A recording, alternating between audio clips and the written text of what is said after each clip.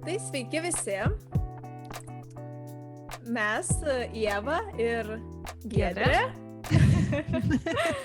pradedame šį podcastą. Vaisingumo šaknų podcastą. Tai kas neseka dar Instagramos Vaisingumo šaknų, kviečiu pasekti. Bet pradėkime nuo to, kad tai yra podcastas apie vaisingumą ir vaisingumo sutrikimus. Apie ir mokslinę, ir medicininę to viso dalį, taip pat ir psichologinę. Ir kaip yra svarbu nepamiršti rūpintis savimi, einant visą šitą kelionę. Taip pat kalbėsime bendrai apie aktualias temas norintiems tapti tėvais ir tikimės pasidalinti jūsų istorijomis. Ir galim trumpai gal papasakoti tiems, kas dar nelabai žino, kas mes esame, manau, tokių yra daug. Kaip mums kilo idėja daryti šitą podcastą. Tai nežinau, Ieva, ar tu nori kažką pirmą pasakyti, ar man papasakot savo versiją? Gerai, aš pradėsiu nuo to, pradėsiu gal nuo pradžių, tai nuo to, kaip visą tai iš viso atėjo į šį pasaulį.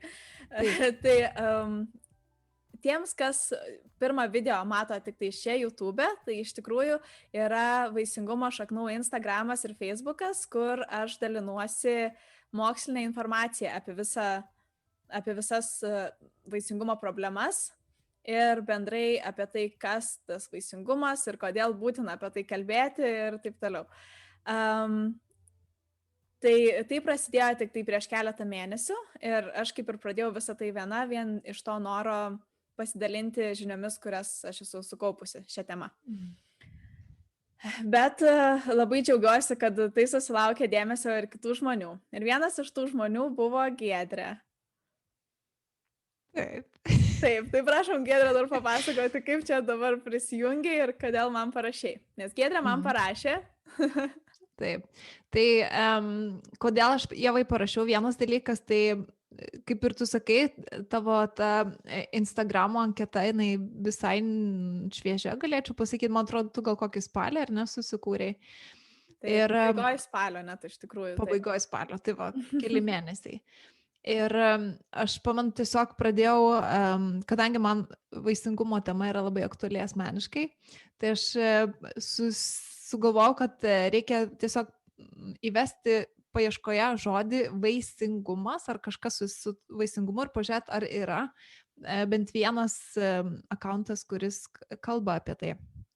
Ir man tavo vaisingumo šaknis, tą akauntą išmeta patį pirmą ir aš užėjus tiesiog, man labai patiko tai, ką darai, tavo kuriamas turinys ir kad labai taip, nežinau, lengvai skaitosi ir tokia informacija reikalinga.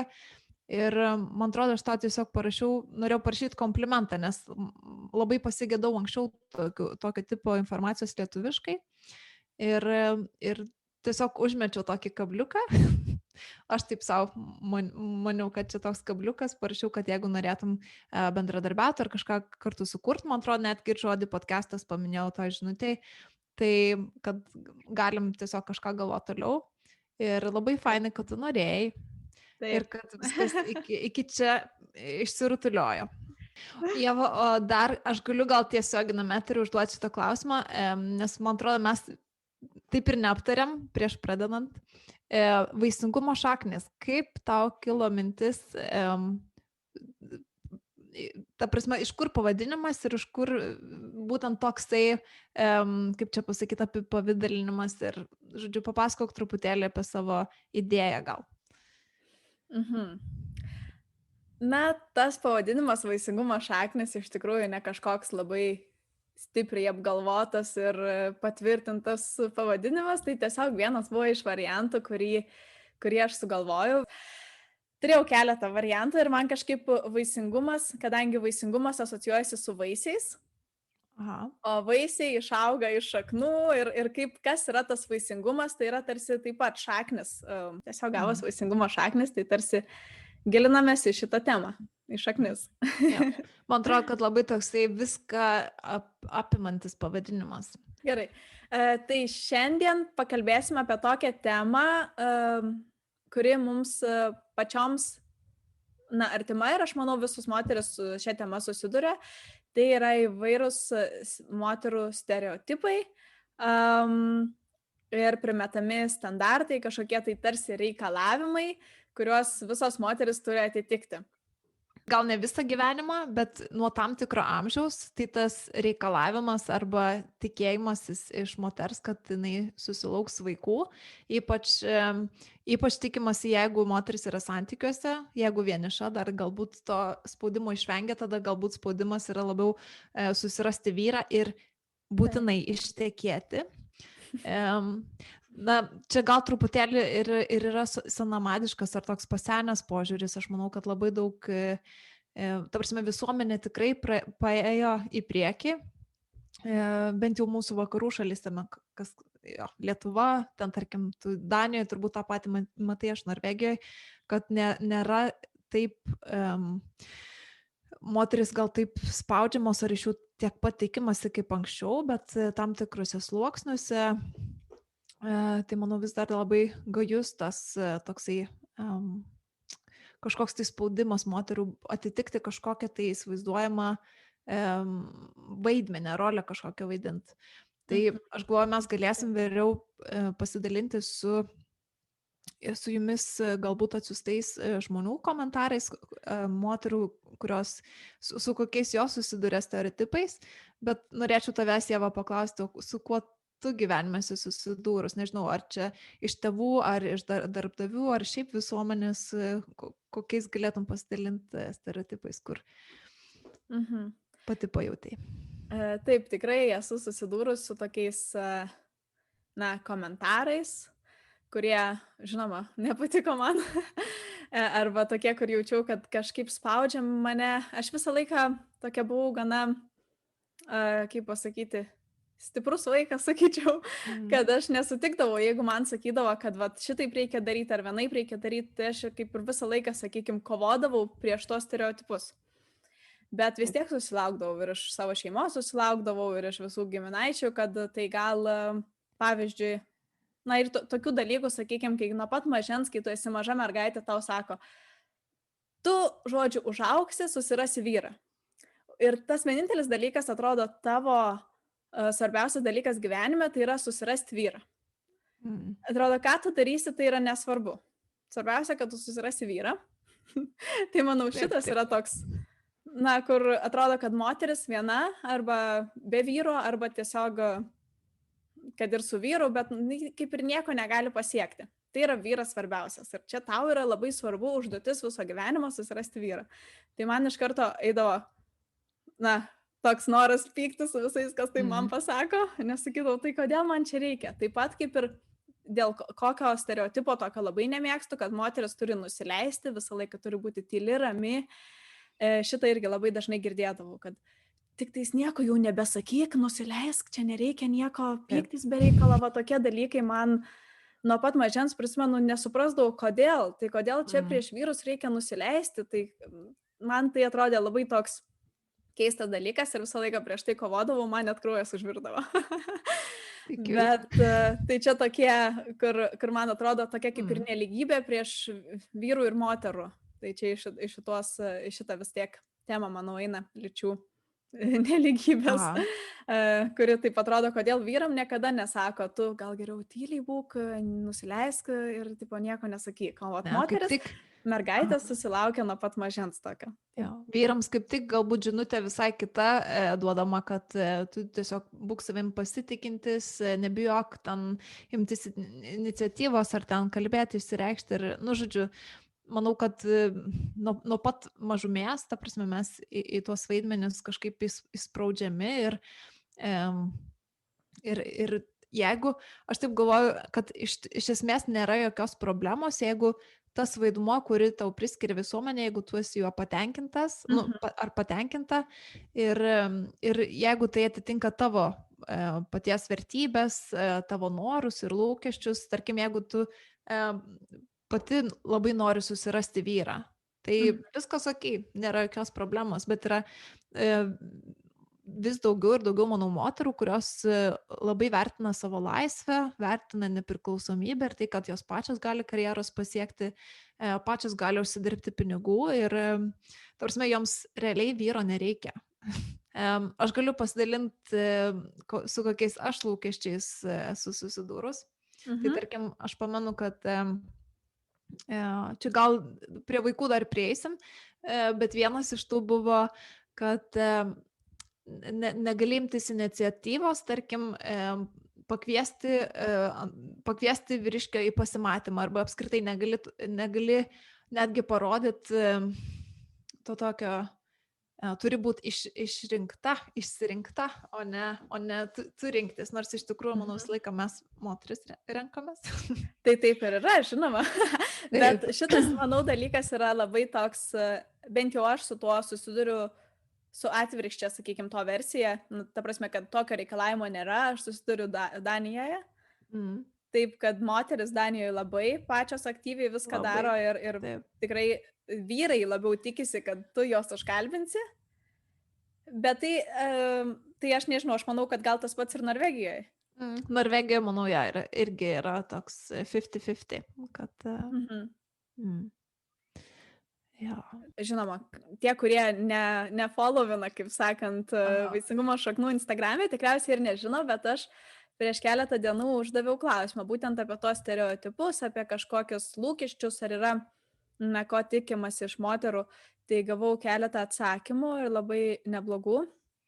Tai būtent vienas iš jų buvo, kad moteris turi būti padori, drovi, kad turi gėdytis, pasakyti savo nuomonę. Šitas dalykas, aš manau, taip pat, aišku, ir kitose pasaulio šalyse yra toks gyvas vis dar, bet taip pat ir Lietuvoje vis dar yra gyvesnis negu, pavyzdžiui, Danijoje arba labiau tose vakarinėse ir Skandinavijos šalyse, taip lyginant. Žinoma, daug kur žiūrint tas visas rytų šalis, labiau yra tas toks vis dar išlikęs, kad moteris turi būti drovi, kad turi būti kažkokia labai nesusikauščiusi, bet gal tokia prisilaikanti. Būti savo vietoj, kaip sakydavo mano, nežinau, bubutė ar kas ten, kad jo, reikia moteris būti savo vietoj. Vienas iš tų dalykų, dėl ko man kraujas užverda, kai man pasako.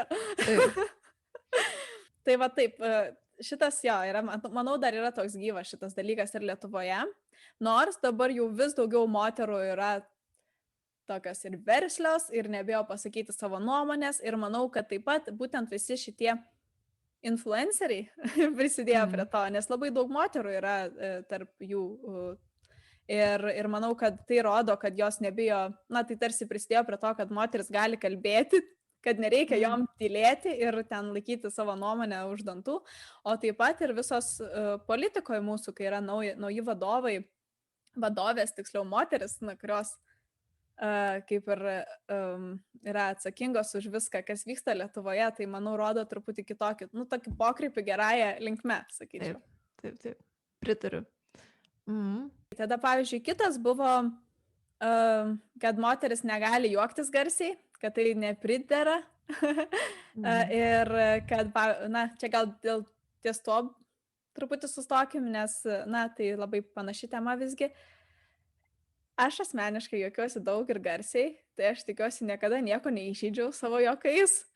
Aš nežinau, ar esi tu susidūrus kada nors su tokiu, kad tau sakytų, nesijuok, čia negražu, moterim negalima išsižiojus juoktis ar dar kažką. Ne, žinok, aš kažkaip, aš juokiuosi daug, bet tyliai.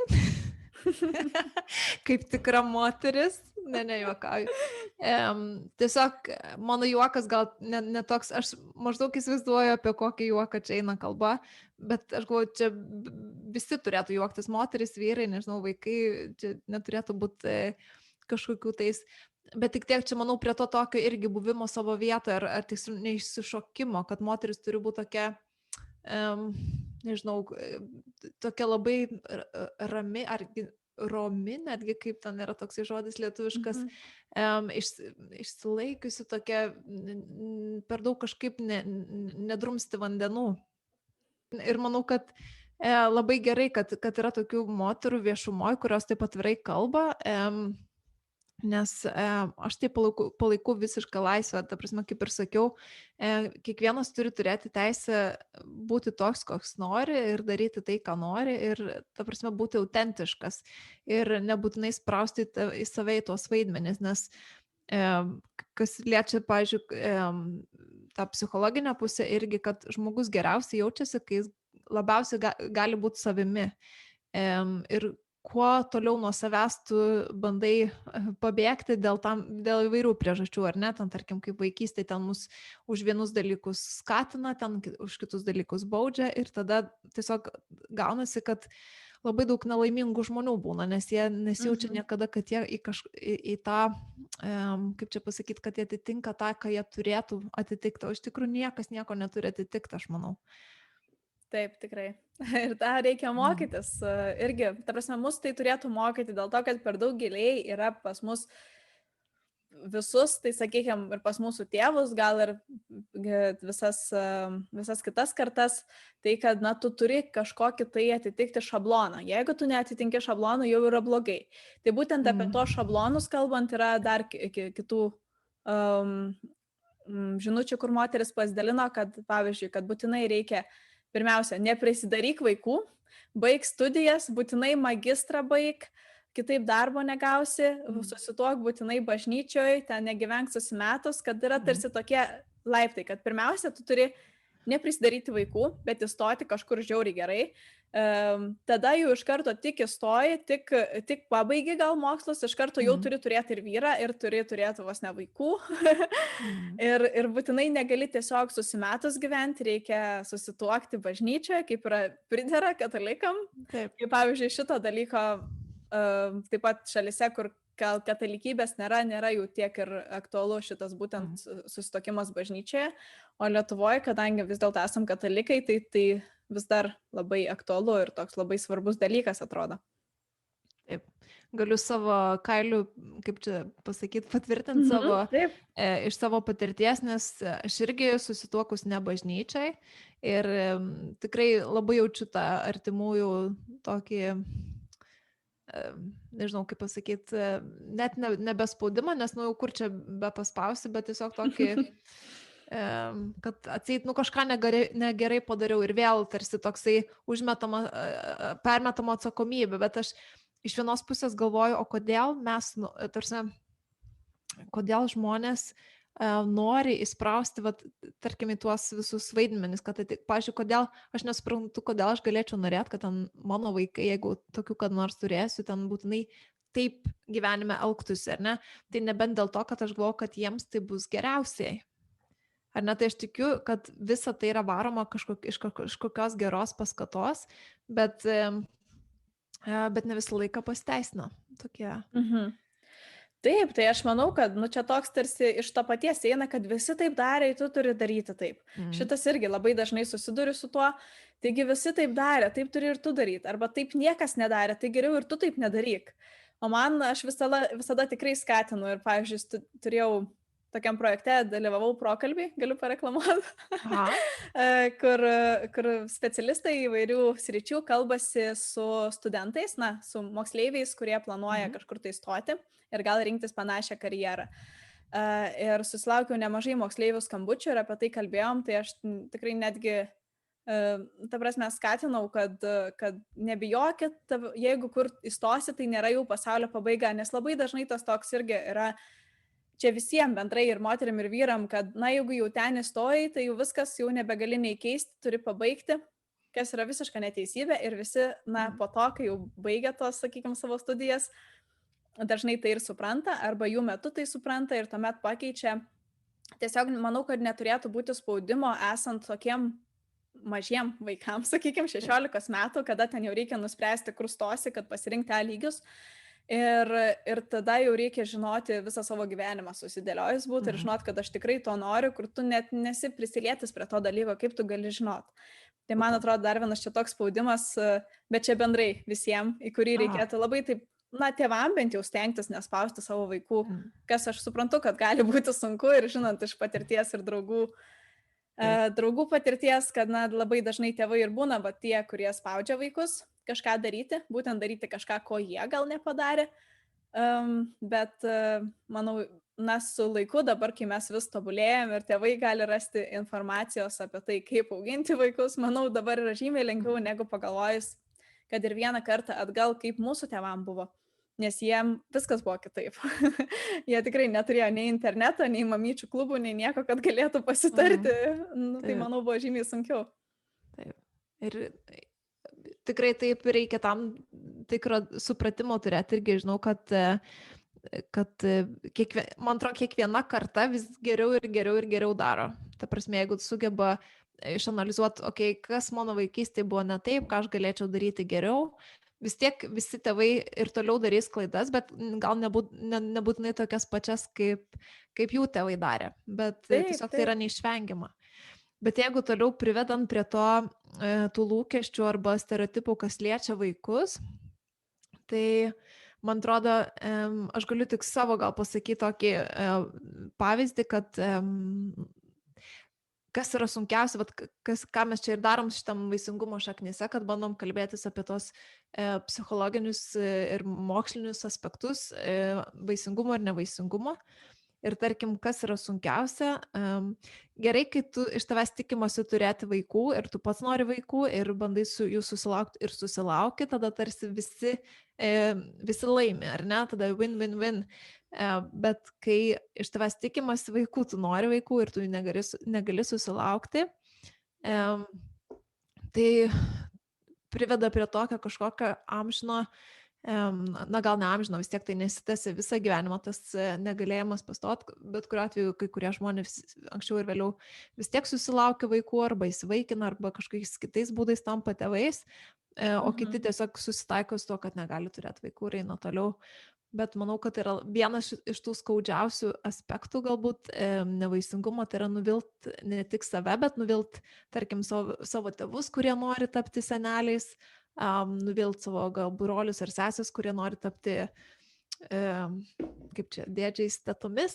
Tai yra tarsi yra ištisa grupė žmonių, kurie labai lauktų gal to vaiko ar tų vaikų ir kurių tu tarsi negali suteikti.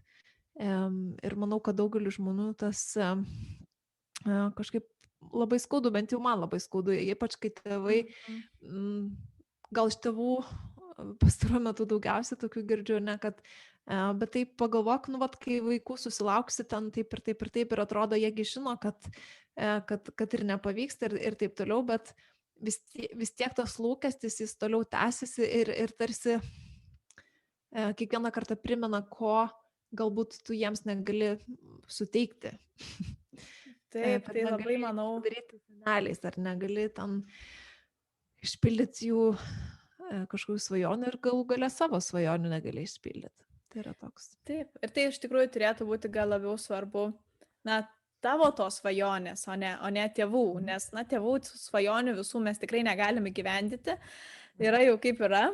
Tai tas toks, bet kad tai daro tokį tarsi sunkesnį netgi bendravimą, tai yra tiesa, nes tada jautiesi, kad tu negali duoti tėvam kažko, ko jie tikisi iš tavęs, o tėvai yra vis tiek labai svarbu kiekvieno gyvenime ir noris, kad tie tėvai būtų laimingi ir kad įgyveninam tos jų visus lūkesčius ir kad sakytų, aš didžiuojuosi šitą dukrą ar šiuo sūnumi ir norisi, kad ta prasme, tėvai tavimi didžiuotus ir tave mylėtų, o kai kažko negali jiems duoti, ko jie labai atrodo tarsi nori ir laukia, jautiesi tikriausiai, netoks geras sūnus ar netokia gera dukra ir kažkaip atrodo, aš manim tiek rūpinosi, o aš negaliu suteikti to vieno dalyko, ko jie iš manęs tikėjosi.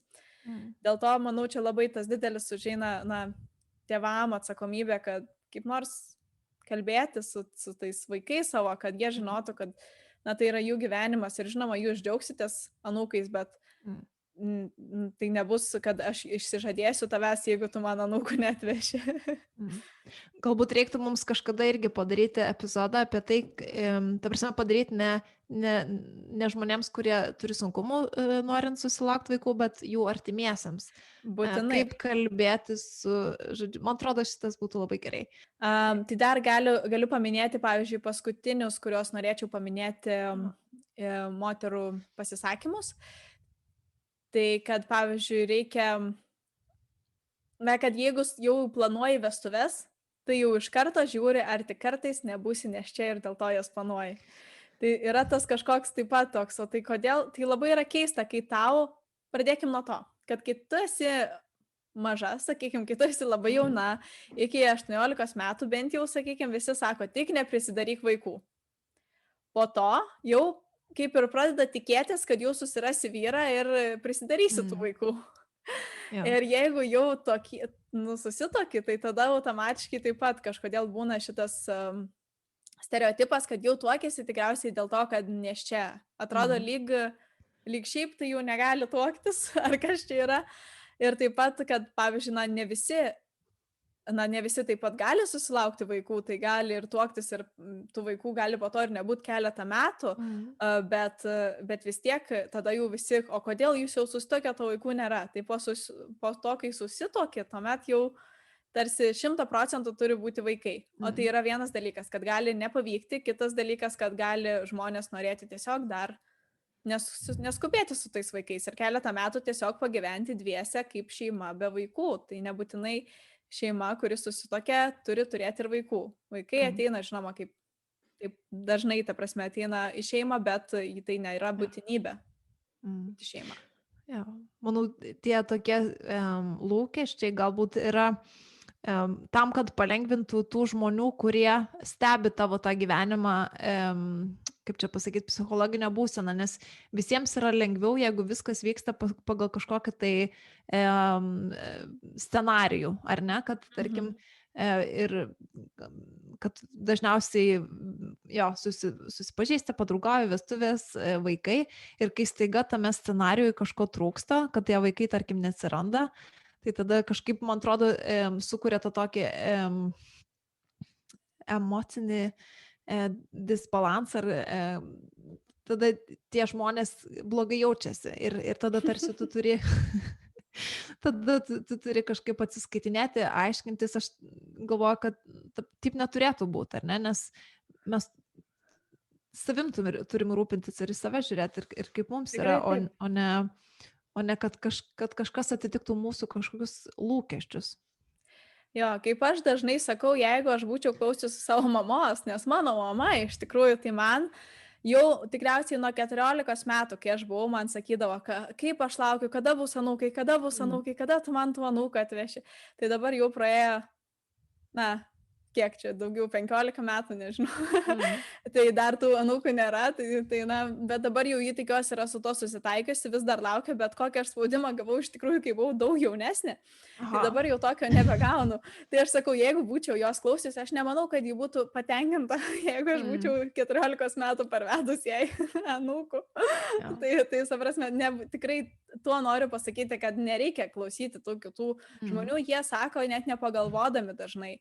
Tai vienas iš tų dalykų, kodėl, nereikia kreipti dėmesio, ką kiti sako, kad ir kaip sunku, žinoma, būtų, ypač kai tai tavo artimieji, bet manau, kad jie dažnai sako tiesiog nepagalvodami, taip pat kaip ir, tas toks, jau susituoksit, jau bus vaikų, toks automatinis atrodo dalykas žmonėm ir didžioji dalis net nelabai žino, kas tas nevaisingumas ir kad tai yra dažnos problemos, kurios pasitaiko žmonėm ir dėl to taip labai atrodo nejautriai reaguoja į visas jūsų gyvenimo kažkokius tai etapus ir to iš karto prikiša tą, kad reikės vaikų. Ir dar kas labai įdomu, kai tu sakai, tavo močiutė, ar nenorėjo, kad vaikų susilauktum? Močiutė irgi norėjo, visi norėjo.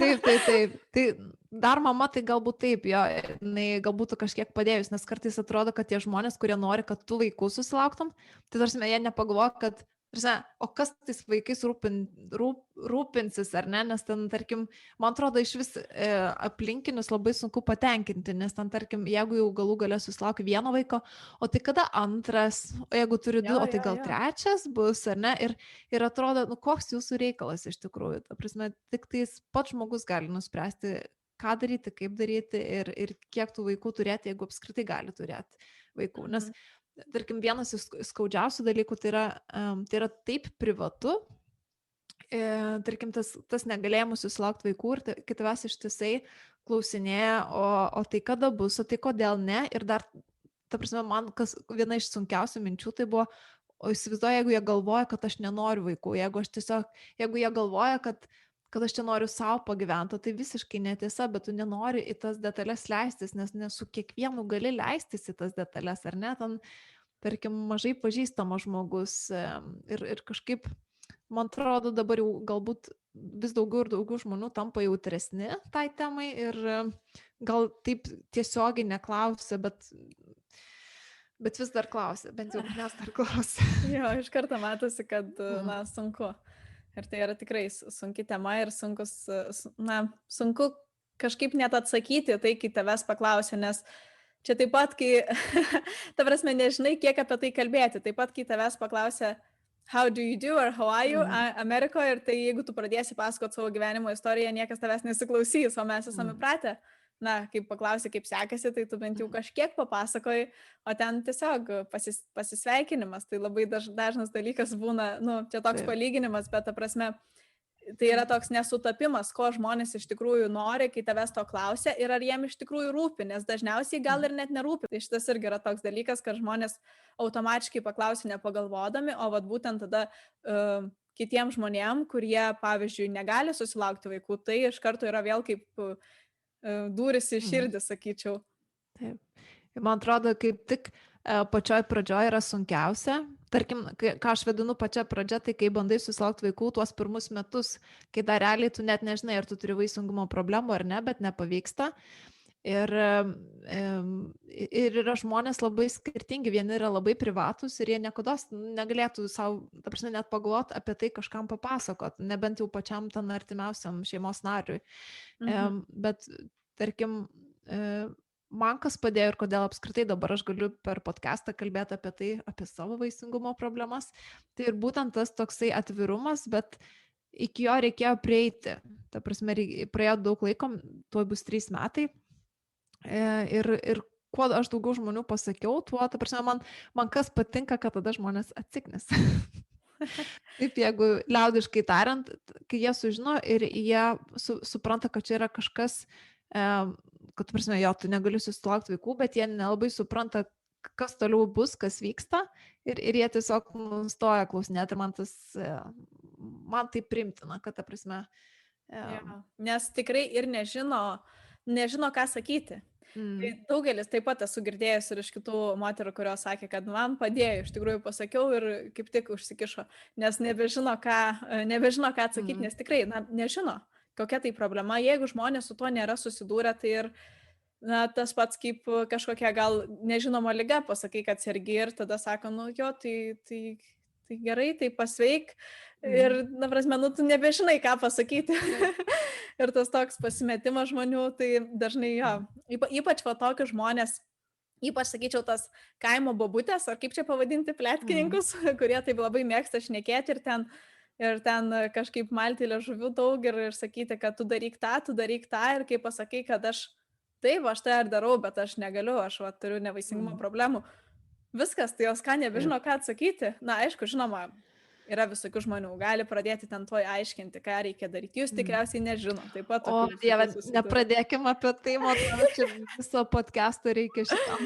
Nes ką daryti, tiesiog, man atrodo, visi save laiko išminčiais, ypač žmonės turintys vaikų, jiems atrodo, kaip čia gali, tipo, ko čia, nežinot, kaip čia nepasidaro. Taip, tai vienas iš tų dalykų, manau, ką labai jaučiasi ir labai jaučiasi, kaip pasakyti, būtent tai sako žmonės, kurie turi vaikų, tiem, kurie neturi vaikų, tai yra, kai turėsi vaikų, suprasi. Na, tu dabar čia nežinai nieko, bet kai turėsi vaikų, suprasi. Ir pavyzdžiui, tuo atveju, jeigu tu negali susilaukti vaikų ir tau kartoja, na, tai tu čia turėsi vaikų, suprasi, atrodo, bet taigi aš stengiuosi, taigi aš noriu tų vaikų, bet neišeina, tai ar aš suprasiu, ar aš nesuprasiu, ar aš čia esu blogesnis žmogus negu kiti.